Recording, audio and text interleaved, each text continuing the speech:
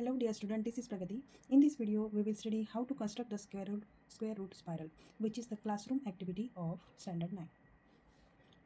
तर या व्हिडिओमध्ये सगळ्यात पहिले आपल्याला एक लाईन सेगमेंट काढायची आहे जी OP राहणार. ती 1 युनिटची आहे. आपल्याला सेंटीमीटर साईडने नाही इंचेस साईडने मी लेंथ घेतली आहे. तर 2 इंच इक्वल टू 1 युनिट घेतलेला आहे. हा आपला 1 युनिट आहे आणि हा पण एक 1 युनिट आहे. P पॉईंटवर मी एक परपेंडिक्युलर काढलेला आहे, तो पण 1 युनिटचा आहे. तर आता हा राईट अँगल ट्रायंगल झाला.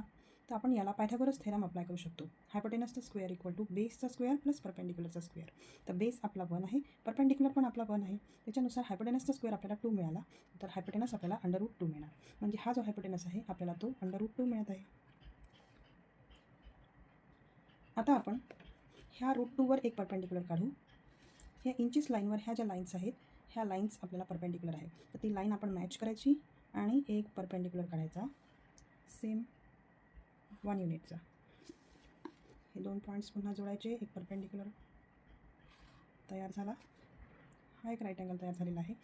हा एक आपला सेकंड परपेंडिक्युलर आहे. हे डिस्टन्स पण आपल्याला 1 आहे.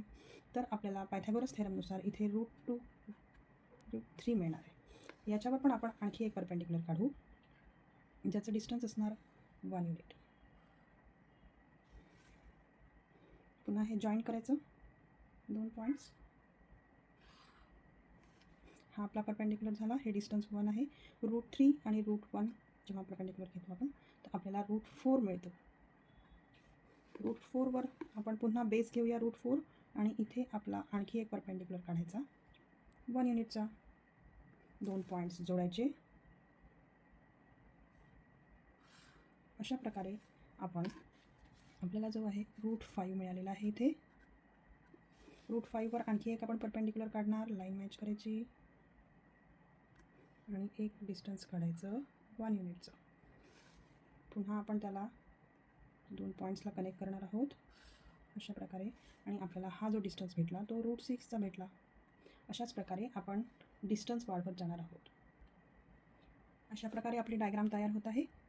प्रत्येक वेळी आपल्याला हे जे डिस्टन्स आहे परपेंडिक्युलरचं ते 1 युनिटचं घ्यायचं आहे. आणि आपल्याला इथे P1 P2 P3 P4 P5 P6 P7 P8 P9 P10 P11 P12 P13 P14 असे नंबर मिळत आहे.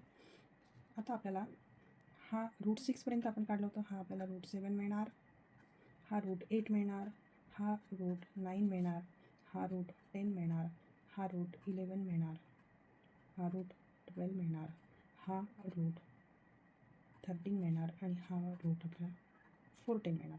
अशा प्रकारे आपल्याला स्पायरल तयार करता येतो आहे. Thank you for watching.